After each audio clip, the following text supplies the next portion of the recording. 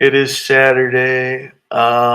We have West Boston again today, and he's gonna go ahead and talk about some sports betting and some money management as always. And I'll just turn it over to him. Thanks. Good morning. Um, a couple things I want to hit. I want to revisit some things that we talked about last week, and I now have some a little bit more supporting reasoning behind some of it. Last week we touched on fantasy football a little bit, and how those statistics and that thought process doesn't necessarily tie into a winning wager. It may work in fantasy, but I'm just going to give an example. I text people all the time, and it's football season, so it's what I do. And I had a friend send me a message talking about Giants Steelers, and this friend was fully ready to bet on the Giants. And when I said, I'll always ask because I'm interested in everybody's thought process. I might learn something. And, why do you like the Giants over the Steelers? Well, the response I got was a list of all their players. Yeah, but they have Saquon Barkley. And she started naming players on the Giants and pure fantasy outlook. And, I'm just thinking about the Steelers defense, the quarterback, how bad the Giants linebacker core is. And obviously we all know the outcome. The Steelers won. I think they won by 10. They covered the spread. And, that's just another example of the fantasy mentality just not tying into the sports betting. If you want to do a DraftKings on that game, do it. But keep yourself off of the points on games like that. So I wanted to bring that up because I think that it's important because your fantasy performers don't have any impact. A good wide receiver, I don't even think is worth a half a point in Vegas. I don't know how Vegas comes up with their numbers, but I just want to make sure I wanted to get that out there and just revisit this fantasy versus sports investing.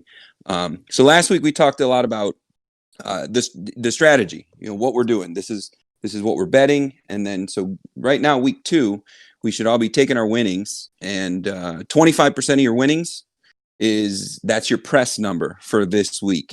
The rest of the money should be sitting aside in a bank, either in a cash out or sitting in the account. And, that's the cash in the portfolio.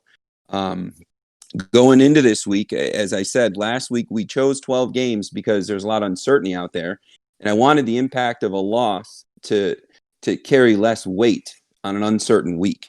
And, as I said, this week we're looking at 8 to 10 games because we're a little bit more comfortable. We know what's going on. So with 8 to 10 games, right now I say 8 to 10. There's 8 picks I posted, but there's another 2 that I'm looking at that might make 10. But that 25% press now carries more weight on a per game wager because it's only 8 games. If we were doing 12 games again, it wouldn't be as big of an increase per game. So, to talk about the picks a little bit, I'll share information with anybody in a direct message about how I got to what I'm picking. But I want everybody to understand these picks that I'm putting up. That's my base position. That is, I want everybody to think about that as, we all play the stocks. I mean, that's what brought us all together. So, my base position last week went 5-7. Now that's a losing week. So I looked to these live bets. And so while we started with 12 games, I ended up placing 25, 24 games worth of action. So I doubled that base position to find a way of winning. Rob and I were talking earlier, and we all have a base position in stocks, and then we look to the options as kind of our money making, our trading position, or some of these live bets. Think about that as you're just buying more stock only to take a trading position, while the base position, those are the picks that we're long on. And long in the football betting world, I mean, that's a 3-hour game. So with these live bets, I want to encourage everybody, go through some of these games and look at what you want to see drop. Write it down and watch the games. If you're going to place these bets and walk away from them, you may find a win, but I would encourage you to watch these games. And I'm just going to use the Oklahoma State as an example. Some of these, I like Oklahoma State to cover the 24. But if you watch this game, if Tulsa scores even a field goal before Oklahoma State puts points on the board, that 24, that spread's going to drop. It might drop to 20, it might drop to 17, but any drop, we still like it because we liked it at 24. No different than a stock year long on dropping. So what I'm looking for in that game is any drop in that 24 points.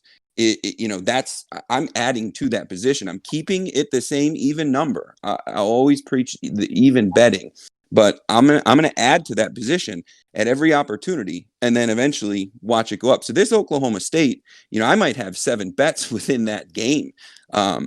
There's a lot of opportunity in these live bets. So map that out, and that's part of why you hold a certain percentage in your portfolio, just like in the stocks, as cash, ready to just buy when the price is right. When you find that dip, we all talk about the dip and the pullback. Well, that exists in these games.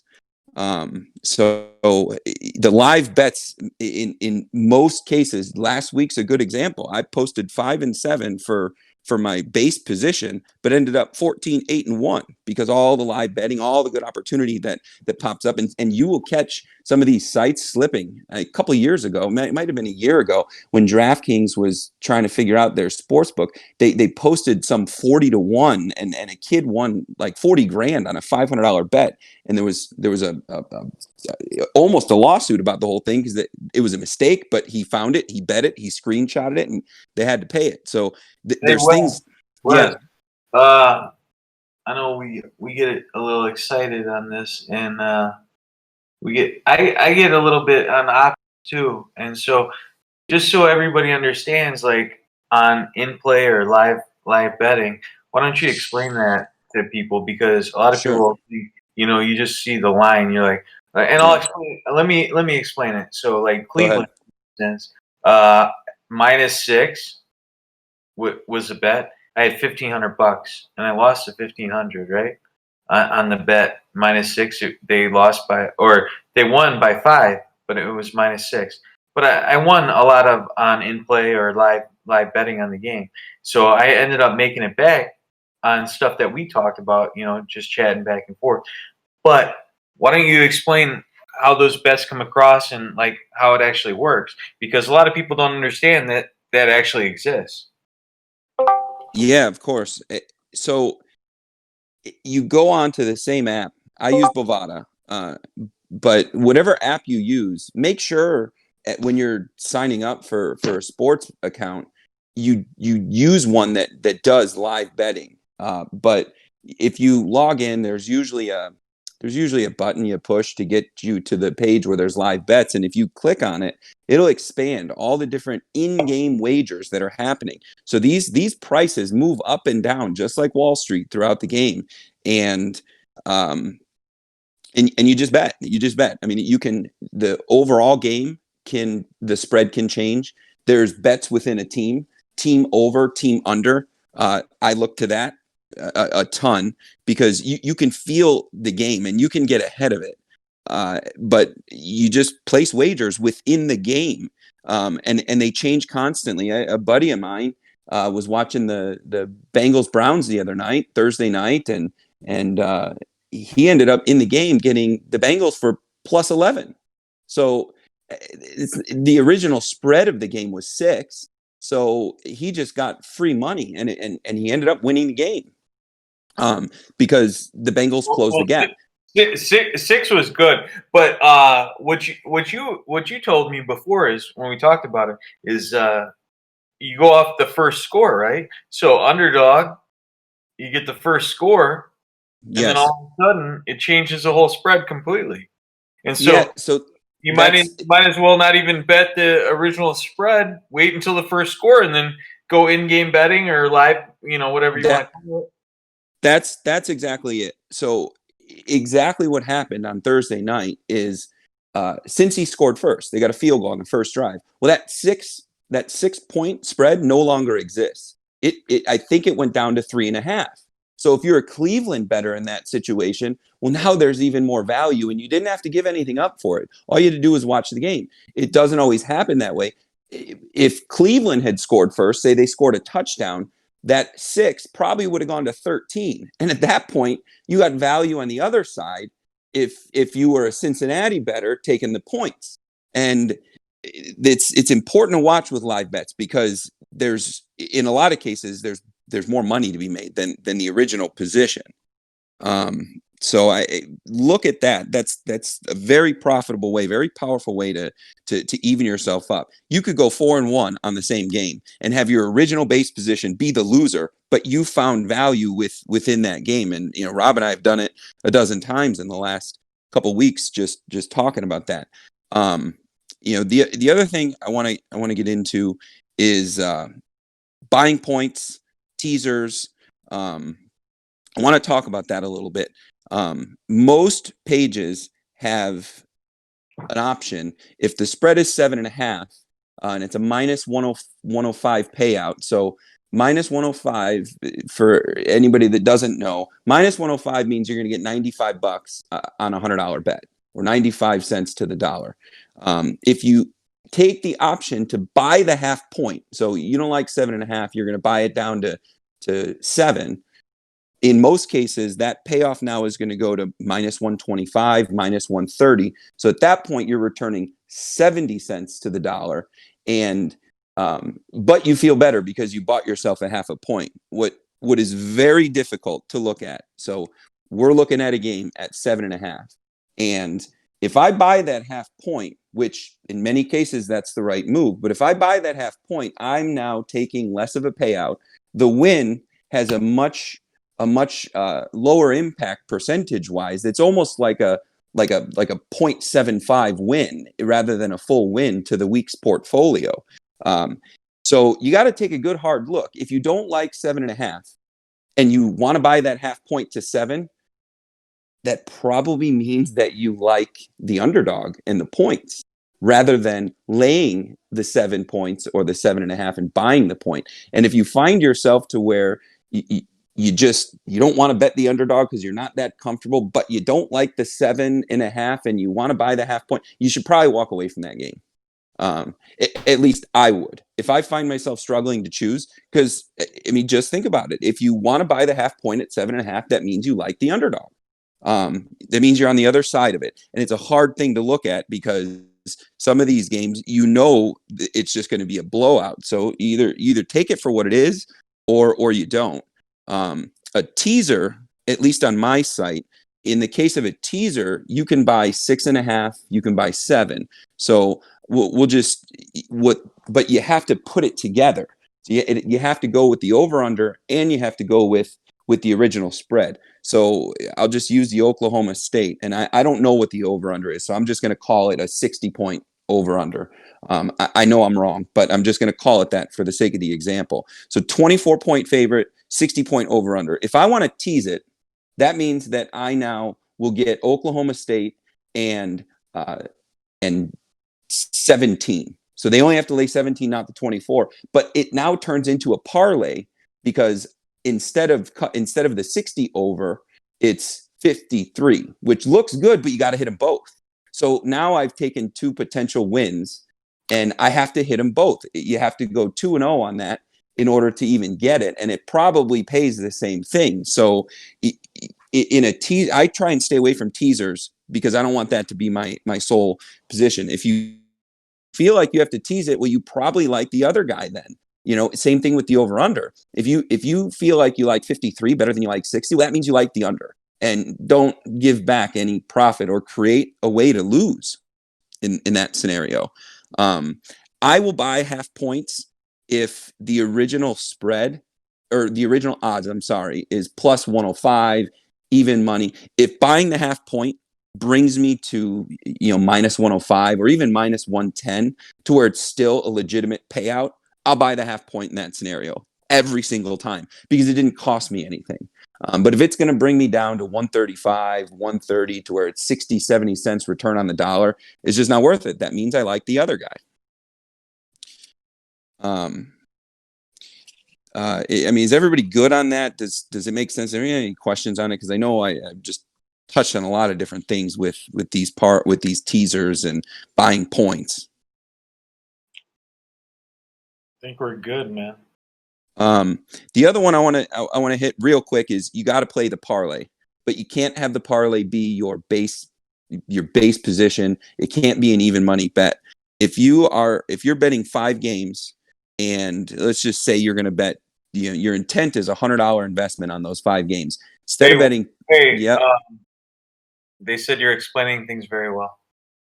All right, good. Thank you for that. And you have a few people on here, so you're doing good. Well, thank you for that. Positive feedback's always good, right? I'm into it. Well, I don't want to over explain, but I want to make sure that I'm giving enough information to the people that are novice and just getting started. So what I'm going to say with the parlay is I will never, and everybody has to choose their own investment, but what I will never take a parlay as an even bet. So on an example of $100 5-bet portfolio, instead of betting 20 on every game, bet 19. Okay. What that's going to end up doing is you got $19 on each one of your games, and then the remaining $5, bet a 5-way parlay. So you don't get burned. But if you go 5-0, and you will go 5-0, everybody on this call is going to go 5-0 at one point. Everybody in this call can pick them. I don't claim to be the best picker on earth. Everybody on this call is probably just as good as me at picking the games. But if you go 5-0 on this on picks, and you don't have that parlay, that 5-way parlay, for $5, if I had to guess, I think it's probably going to pay $200 or $300. Last week when I laid my action on 12 wagers, I put a $1 parlay on it was a 12-way. I'm not going 12-0, but if I had a great week and I went 12-0, that $1 parlay was going to pay $2,200. You'd be pissed at yourself if you didn't lay that $1. So you got to play a parlay, but for a very, very, very small fraction of the position. What I'm doing today and tomorrow is I'm doing my college picks, and I'm playing a small parlay of college. I'm doing the NFL and a small parlay of NFL, and then I have one big one in case I go undefeated. I won't. I mean, the best undefeated I've ever gone was 9-0. I've never gone 14-0, 13-0. I mean, that's just, if you can do that, that's you should be in a different business. But so I mean, that's kind of what I got for the week. Do we have any questions coming in, Rob? I do want to talk about cash out at the end of the week. All right. Well, I would say, what I do is I cash out every Monday, no matter what. I cash out, and you got to set that number, and it can't be $1,000, $100. It has to be percentage based on the total of your portfolio. So what I recommended last week was you take your winnings and you reinvest the 25% of your winnings to press your bets so that you're constantly moving forward and the value of your portfolio is going up. And then the remaining 75%, you do with it what you wish. I would recommend taking that 75% and pulling some of it out, pulling a good chunk of it out. You can either take it out of the account or just tell yourself it doesn't exist.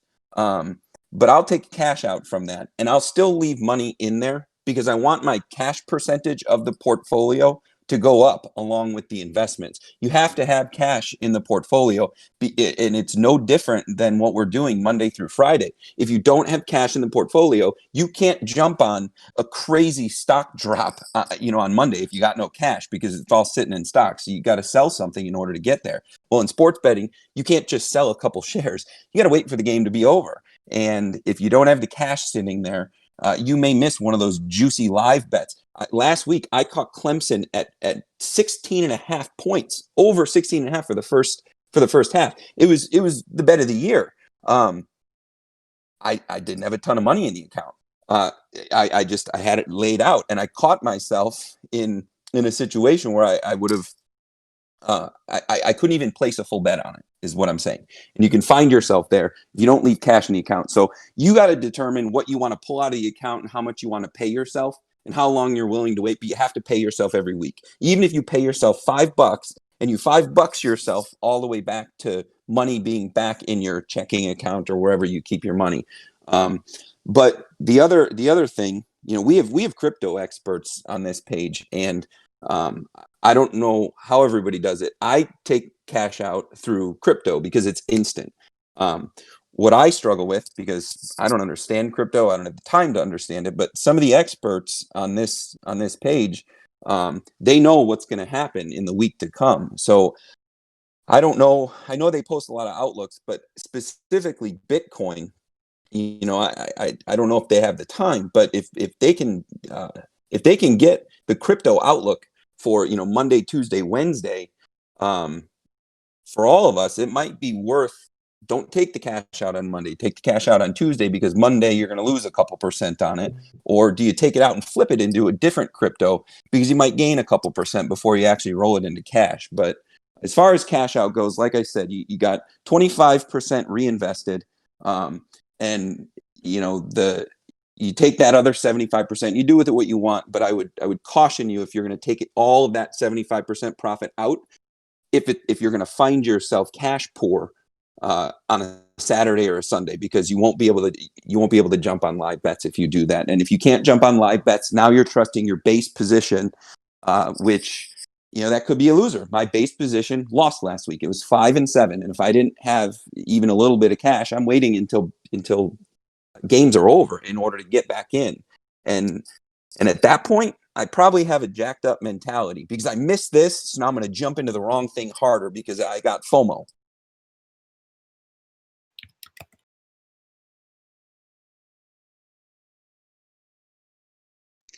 That FOMO is dangerous too, and for anybody who's getting into the betting scene, is you start seeing people posting money, and you catch a game like, oh yeah, this spread was 7 or something like that. Oh well, yeah, it's 7.5. That's okay. I'll jump on that. Like, don't, like, if you don't, like you were saying before, you don't feel comfortable, don't get in on it. 7 to 7.5 half points can ruin you on that. Just last night, when I saw the Lakers pulling away big, I was like, oh man, I jumped on the 21. There's all $10 bets because they're all small, and it's to win by 21, to win by 18 to 20, and then the last one was to win by 14 to 16. If they would have won by 14 to 16 when I get on it, I put a $10 bet down. I have a $10 bet. I was like, oh my god, here we go. What happened? That last 3 seconds, they let the guy drive right in the lane, do a little layup for 2 points, and they only win by 12. So those half points or stuff like that can really. So don't jump in just thinking, oh, I missed this part here, but a half a point doesn't matter. Half a point matters a lot. Yeah, and he's right. Everything he just said, and I would add to that, with the whole FOMO, and all these live bets that I'm talking about. This is not, oh my god, I'm a if you're betting $10 a game for the week, you're staying there with the live bets. You're not going to bet $20 on a juicy live bet, because again, that's 2 losses. It could be 2 wins, but that's 2 losses. We're trying to protect ourselves. So if you're jumping on a live bet, I would encourage you to keep with that same even betting. So whatever your number is this week, hopefully you're pressed by 25% from last week, and but you keep it even, because you do not want any you don't want any bets to cost you a loss bigger than what it is. And to his point with the FOMO, it's mentality. We're all gamblers. We all love what we're doing. We all want to make money. We get aggressive. We're not going to accept a loss, so we're going to come back stronger. Well, if you have FOMO on a bet, and then you turn around and you go into the next one hard, it's human nature. I'm not going to bet $10 on this one. I missed out on the last one. I'm not going to get screwed. I'm going to bet $50 on this one. Well, guess what? You just created 5 losses. You created 5 losses because of your FOMO and this odd mentality that we all have to just win and be hungry. All right. That's good. Well, Jesse's in bed. That's why he came in kind of broken and unreadable. That's awesome. So, I don't know. We're trying to be a professional website here. I don't know. But anyways, Talk a little bit about a little bit more about the Bitcoin cash out and specifically maybe without mentioning names, but how you can maybe make some more money on the cash out. Well, you can. You just have to have that Bitcoin knowledge. El Jefe, Jazz, these guys know. These guys know the crypto. I mean, they break it down to a place that I'll never be able to understand.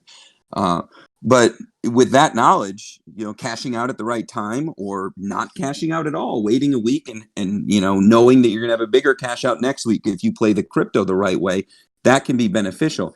And if you really need the money, I mean, if you really want the money, you might consider the wire transfer option, which I think there's a small fee, but that small fee might be better than that. That might be better than getting into an uncomfortable risk type scenario with the Bitcoin if it's unknown. There's also most pages that they can pay through PayPal or they can send you a live check. It takes a little bit longer, but I'm probably going to be leaning more towards some of the live checks, just having to do with tax purposes, because I think Coinbase now sends out a 1099. I'm not really sure how to play that. That's probably a question for a tax guy, but I mean, the cash out matters too. You could have a great week and give back 10% just on the wrong time of withdrawal, and I've been there too. And that's, you basically lost a game because you cashed out at the wrong time. So I think the power comes from these crypto experts we have in the group. Yeah. And then what? So what site are you using right now? I use Bovada.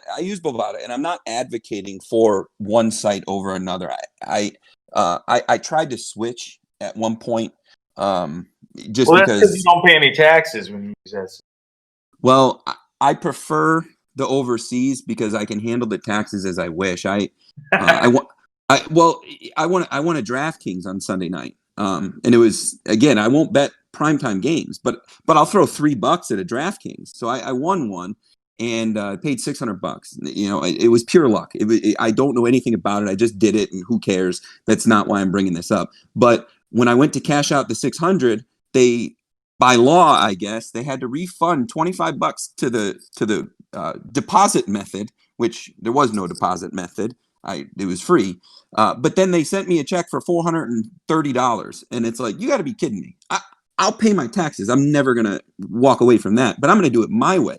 Now I got a 1099 to deal with, and I got to go collect that. And so I prefer the offshore. I prefer non-US based pages for the wagers. I've used Bovada for years, and I've accumulated so many points that if I were to switch, like, I looked into switching because some of these pages have really good welcome points. I would tell you, if you're not in a situation where you've accumulated all these points and seniority, you can use these betting pages just the same way you could credit card jump. You can switch credit cards just to get the bonus miles for joining, and then ditch the account and move to another one, and that you can really benefit that way. A lot of these pages have a 50% match on your first deposit, and there's a lot of good offers out there. I'm just too far in for so many years that I can't switch. The one place that I looked to switching, they wanted to cap my deposit, and I got no use for that. I'm not going to do that.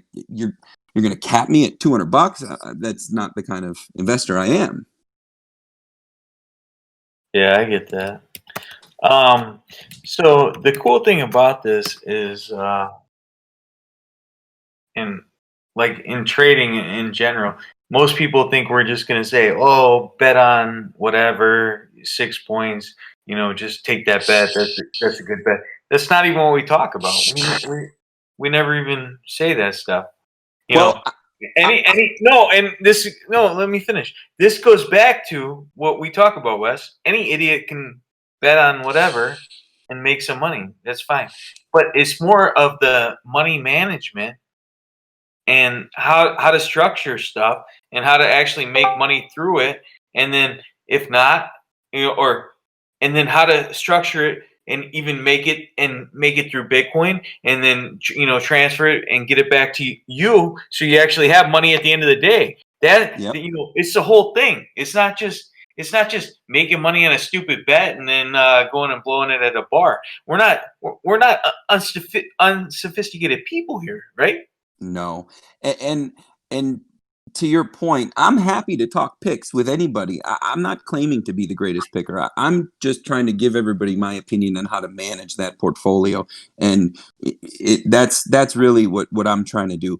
In fact, last week was a good example of how to take a lineup of picks that were losing and flip it around and win. And I'm looking at the comments coming in. So Hefe wants to talk about those damn bets. It was pure luck. It was pure luck. I'm not a fantasy guy. I threw $3 at something and just simply got lucky. That's all it is. And I believe that that's all fantasy is, and you can get lucky on it. And I'm looking at defenses. I'm looking at O line versus D line. I'm looking at history against each other. That's how what I'm looking at. I'm not looking at is Odell Beckham going to score a touchdown. I got no use for it. It just doesn't win for me. So Hefe, it was luck. And then the other one.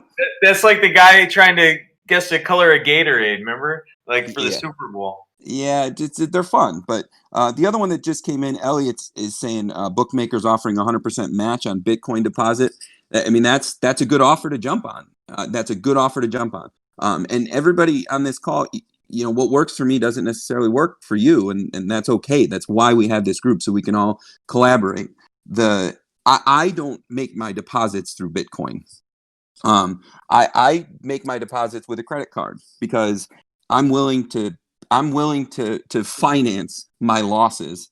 And that's just the way I approach it. And I want the credit card miles for the deposit. So that's how I do it. But, everybody do it their own way. 100% match on Bitcoin, that's worth a look. You're going to deposit $100 and get another 100. Make sure you read the rollover details. In many cases, you have to roll over 20 times, 50 times before you can actually withdraw it. In certain situations, I've actually just forfeited the bonus because I wanted to take my withdrawal.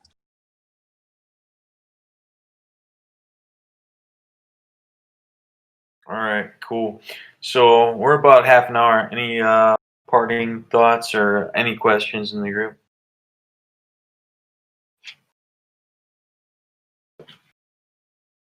That's for you, but I'm good. I mean, we touched on a lot of information. I hope that everybody is able to take it and cash some tickets, and send me a message if you want to. I mean, I'm glued to the TV and the phone. I mean, for me, the opening bell is in 29 minutes. all right. Tell me real quick about this college betting stuff. Well, in what way? Well, you haven't talked much about it. You're mostly NFL stuff, so. Well, college is hard to play. I like some underdogs this week. College is still hard, and I think it's going to get harder. So I'm leaning more towards the NFL picks because I think that this past week told us a lot. You can pretty much take home field advantage out of the equation, while Vegas is still giving the home team minus. They're still giving them 3 points. So that's there. That's something to consider.